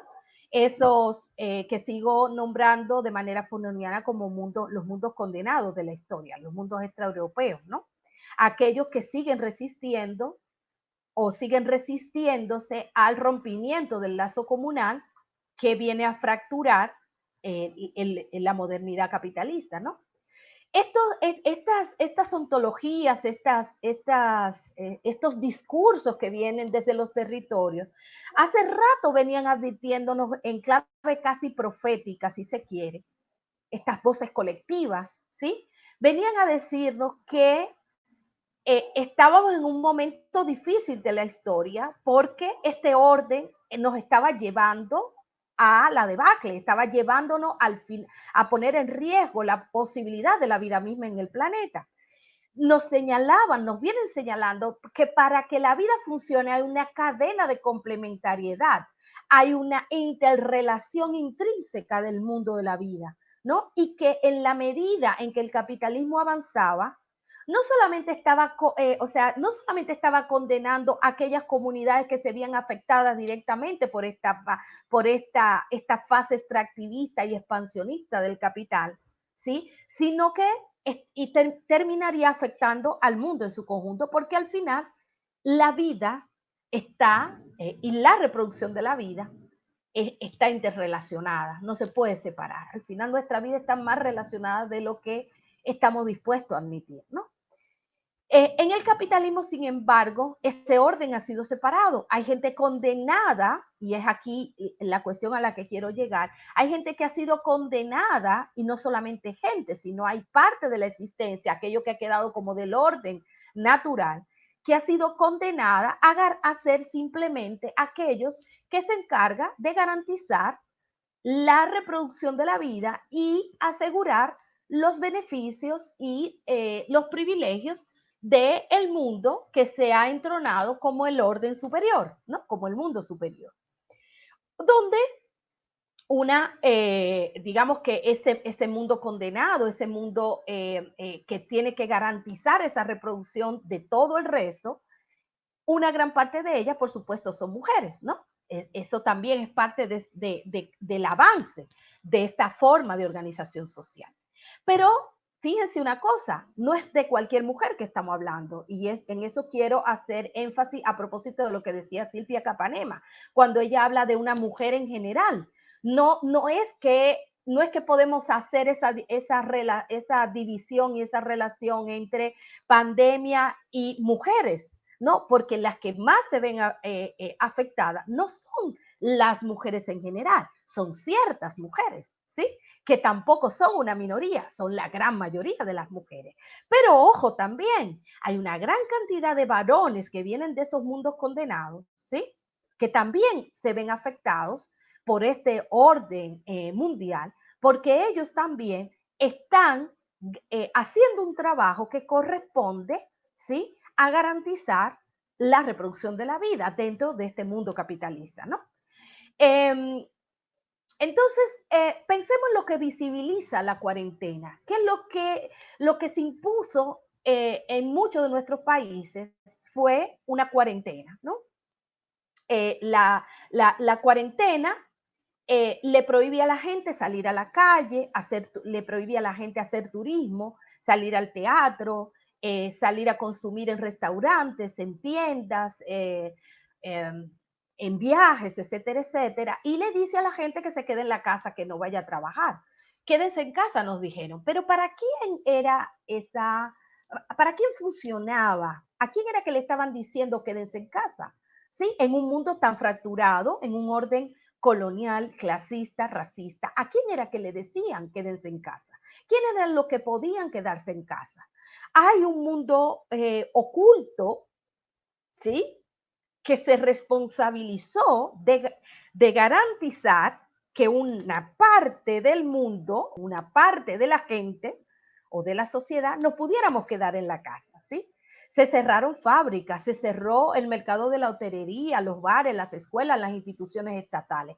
Pero, ¿quiénes se quedaron en la casa? ¿Quiénes pudieron quedarse? ¿Quiénes pudimos quedarnos en casa? Me hago cargo, ¿no? ¿Quiénes pudimos comenzar a hacer tareas y trabajos que se podían hacer virtualmente? ¿Y quiénes tuvieron que salir a la calle para garantizar que nosotras pudiéramos quedarnos en la casa, trabajar desde la casa y vivir encerrados en la casa? Tenemos que hacernos conscientes del privilegio de poder quedarnos en casa. Y esto tenemos que hacernos cargo de ese privilegio también las mujeres de clases medias, de la burguesía y algunas que venimos de mundos condenados, pero que hemos logrado cierto nivel de privilegio a través de nuestra vida y de nuestro trabajo. Y también, por supuesto, varones que también vienen de esos mundos y que hoy pertenecen a las clases medias e incluso mismo a la burguesía y que pueden quedarse en su casa mientras el resto sale, ¿sí?, a hacer todo lo que permitiría que nosotros nos podemos quedar en la casa. O sea, ¿quién limpia la ciudad? La gente que limpia la ciudad, estoy diciendo los barrenderos, la gente que recoge la basura, la gente que cultiva la tierra, que tiene que seguir cultivándola, la gente que trae esos alimentos del campo a la ciudad, la gente que vende en los comercios, donde vamos de todas maneras a salir a comprar y abastecernos de alimentos o que nos lo van a traer a la casa, las trabajadoras domésticas, las enfermeras, ¿sí? Las parteras, ¿sí? Toda esa gente tuvo que seguir haciendo el trabajo que le correspondía para permitir que el mundo siguiera funcionando, que la vida siguiera y continuara, ¿no? Sin esa gente, ninguna de nosotras no hubiéramos podido, de nosotras, de nosotros, de nosotres, pudiéramos quedarnos en nuestra casa. Entonces, digamos, esa estrategia de la cuarentena, desde el principio, nos permitía que algunos y algunas nos cuidáramos de el contagio, al mismo tiempo que condenaba desde el inicio a que otros expusieran su vida para que ese otro grupo privilegiados o con ciertos privilegios o con menos desprivilegios, menos desprivilegiados, pudiéramos garantizar nuestra vida quedándonos en casa y haciendo todo desde allí. Es interesante entonces porque eso nos lleva a la idea de que en este orden moderno, colonial, capitalista, racista, hay cuerpos sacrificables, hay cuerpos que no importan, como diría Judy Butler, pero esos cuerpos que no importan no son necesariamente correspondientes a un orden de género, porque ese orden de género funciona al interior de cada comunidad. Lo que estamos viendo es que hay cuerpos sacrificables dentro de un orden global, ¿sí? Donde hay comunidades enteras, gente que pertenecen de pueblos completos, que van a ser sometidos al sacrificio para que el resto podamos salvaguardarnos, podamos estar en mejores condiciones y que una mínima parte de ella usufructe de un gran consumo, ¿sí? Y del extractivismo a todo el resto, ¿no? Entonces, si esta gente, como digo, no nos hubiéramos muerto de hambre, no teníamos servicio de electricidad, no tendríamos servicio de internet, ¿sí? Porque si no hay obreros trabajando en la empresa de electricidad, no garantizamos eso. Esa gente te podía salir. Y ahí hay, señoras y señores, ahí hay varones y mujeres que vienen de los mundos racializados, de los mundos inferiorizados, como naturalmente no siendo parte de la máxima evolución del humano, para decirlo de una manera. Esto nos muestra, digamos, que los beneficios, la posibilidad de la vida de algunos, los beneficios que algunas obtenemos, se asientan sobre un colchón de la condena del mundo de muchos y muchas otras, ¿no? Entonces, también esto nos muestra la fragilidad de la vida, nos muestra nuestra independencia.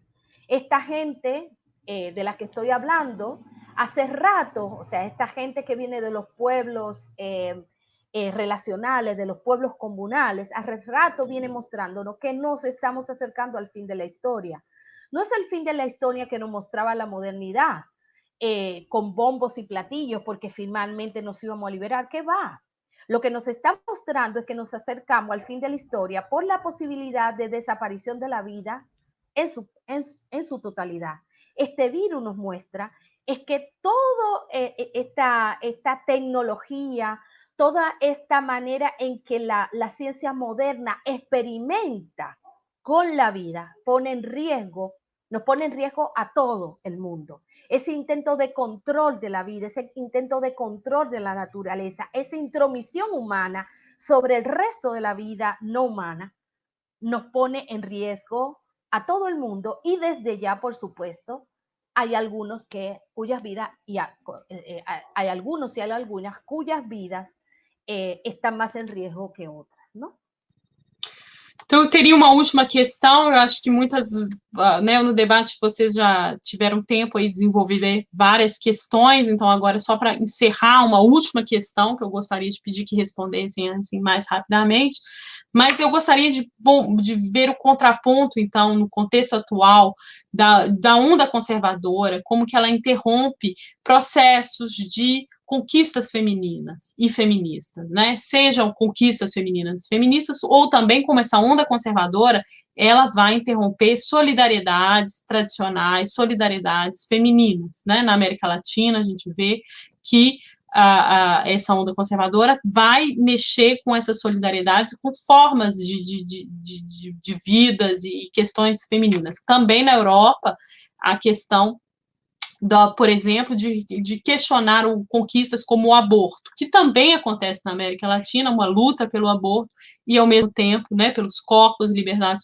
dos corpos, e ao mesmo tempo um movimento conservador que vai julgar essas questões e que vai reduzir os direitos das mulheres e determinar que as coisas funcionem de outra forma, né?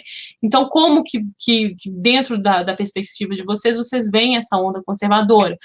O trabalho de Silvia Federici mostra que o próprio capitalismo quando ele é instaurado, é uma relação conservadora, reacionária. Então, como que hoje essas forças reacionárias, conservadoras, elas também estão atuando para reprimir as mulheres em seus corpos e em suas existências de solidariedades? Por primera cosa, yo creo que esta ola conservadora es una respuesta inmediata al protagonismo de las mujeres.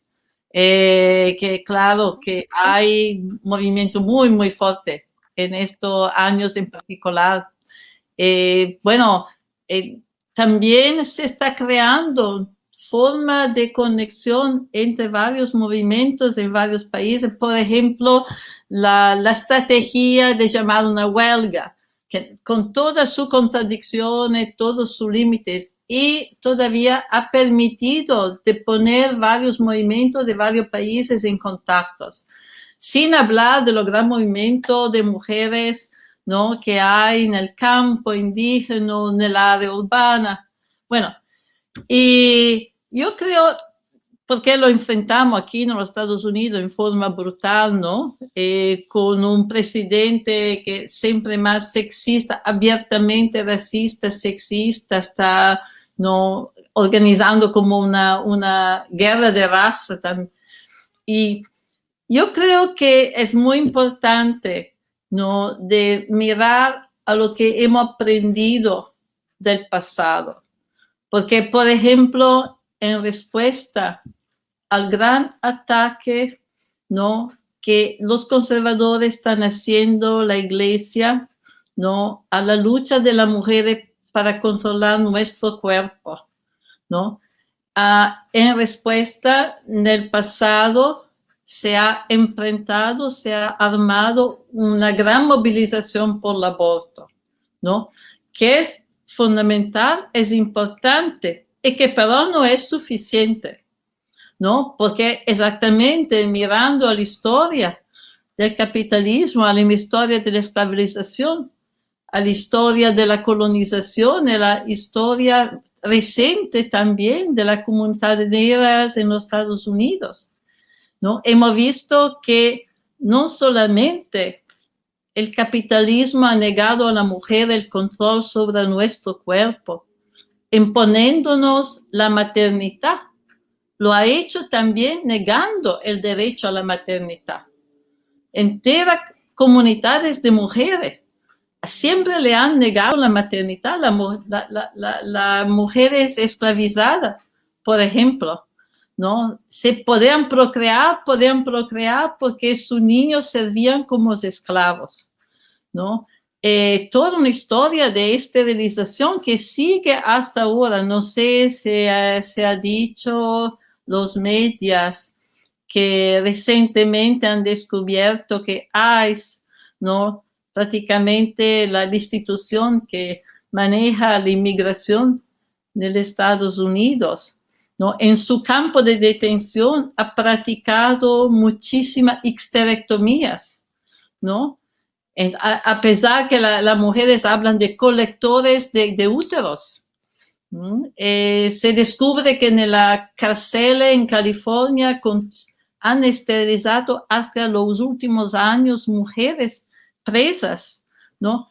Entonces, ahora me parece muy importante, en un momento de represión muy fuerte, busco, ¿no?, el caso de la procreación como caso icónico. No es el único, claro, pero como caso que es central, ¿no?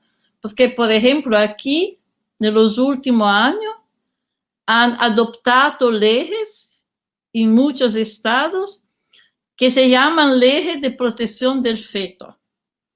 Y cuando protegen el feto, significa que el feto es considerado como una persona legal, ¿no? También si es un huevo fertilizado. Un huevo fertilizado hoy en algunos estados es considerado legalmente como una persona. ¿Qué se pasa cuando hay esta ley? Se pasa que todo lo que una mujer hace, ¿no?, es visto como puede ser interpretado como un ataque al feto. Tú tomas alcohol, tú vas en coche cuando embarazada, ¿no? Tú tomas medicina, también medicina legales que pero pueden afectar el feto. Entonces, ya muchas mujeres han sido encarceladas. Entonces, no, se habla de criminalización de la maternidad. Criminalización de la maternidad que afecta, claro, a las mujeres de color, las mujeres migrantes, pobres, mujeres que no tienen recursos para ir a una clínica privada. Hay también redes de control. Por ejemplo, en varios estados, la policía hoy debe comunicarnos, los doctores deben comunicar a la policía si hay un test de sangre que no es completamente claro. Entonces, nos vamos a enfrentar, yo creo que vamos a un nuevo movimiento de mujeres para defender, porque particularmente ahora van a intentar abolir pero yo hablo de esto para decir que es muy importante, ¿no? Repito lo que he dicho al inicio, que es importante tomar estrategias que van a subvertir las divisiones, van a subvertir las jerarquías, van a subvertir, ¿no? Toda esta herramienta que el capitalismo, el Estado han creado con su cárcel, su policía, su racismo, para dividirnos. Entonces, la respuesta a los conservadores, ¿no? Es una respuesta que debe, ¿no?, mirar, sea a recupero de nuestro cuerpo, pero no a recupero solamente del cuerpo de mujeres que son privilegiadas y que entonces se deben preocupar solamente de poder rechazar la maternidad. Muito obrigado, muitas graças, Silvia. Agora vamos para, então, Yuderkis Espinosa. Bom, com você a palavra. Decir que estoy también en esto de acuerdo con Silvia, o sea, creo que si el feminismo está siendo amenazado es gracias justamente a todo el poder que ha acumulado, ¿no? Hay un poder, hay un lugar que ha construido el feminismo y que goza, digamos, de legitimidad a nivel social, y eso ha sido producido por la feminista, ese lugar de enunciación que goza de cierta legitimidad. Y gracias a eso, hoy hay una confrontación con otros espacios de la sociedad que también gozan de poder al interior de la sociedad, ¿no? Entonces, digamos que desde Putin en Rusia hasta iglesias evangélicas, católicas, protestantes, hasta los espacios de mayor poder y toma de decisiones en nuestros estados, toquen y se sienten todos estos varones hay mujeres también, pero bueno, esta gente con poder se siente a pensar estrategias para disminuir el avance de la agenda feminista, ¿sí? Eso, más que yo verlo necesariamente como un problema, lo veo más que verlo como preocupación, lo que muestra efectivamente es el éxito que ha tenido el feminismo en su programa político, ¿no? Como lograr un espacio de visibilidad y de lugar, digamos, legítimo dentro de la política que se hace, digamos, socialmente, ¿no? A mí, entonces, digamos, lo que, digamos, desde este lugar, desde el margen, ¿qué me preocupa a mí? ¿Qué le preocupan a muchas de las feministas antirracistas y descoloniales? ¿Cuáles son los problemas que están visibilizando? Y entonces ahí, si yo tendría que ver eso, yo diría que lo que más me preocupa es que esa agenda feminista que está en en disputa, que está en pelea, en franco debate y que se nombra como que está amenazada por estos grupos pro vida, conservadores, nacionalistas, etcétera. Esa es una agenda feminista que no es la agenda feminista ni la que tiene en las preocupaciones de la mayoría de las mujeres, sino que es una agenda feminista hegemónica que ha sido producida a nivel global y que piensa que los problemas de las mujeres son también universales, ¿no? Por ejemplo, el aborto se piensa como un problema global, como pensar la cuestión de las violencias hacia las mujeres, donde la violencia se centra, por ejemplo, en la relación personal entre un hombre y una mujer, o entre la violencia que se da en el espacio también, que se le llama de la casa o en el espacio privado, ¿no? Nosotras, o muchas de nosotras, para no decir, porque entre nosotras también hay muchos debates, ¿no? Más nos preocupa, digamos, que incluso dentro de este mismo debate con los grupos pro vida y conservadores, también es parte de la continuidad de legitimar, o sea, es una continuación de la legitimidad de esa agenda feminista hegemónica, que no permite que otros problemas sustantivos de las mujeres, que no están dentro, no están siendo priorizados por esa agenda, esta lucha o este enfrentarlo como el gran problema, visibilizar como el gran problema es que el feminismo está siendo amenazado por los pro vida y los conservadores, permite, ¿sí? Es una treta más, es una vuelta más de tuerca que pide que una serie de problemáticas que son sustantivas a la experiencia de dominación de una gran parte de las mujeres en el planeta no pueda ser colocado en el centro de la agenda feminista. Porque si entonces ahora tenemos que seguir con esta agenda que ha sido propuesta por una parte de las mujeres y una parte del feminismo y que se ha vuelto hegemónica gracias a el poder que tienen estas mujeres al interior de las propias mujeres, ¿no? Ahora es porque todas tenemos que ir a defender esa agenda.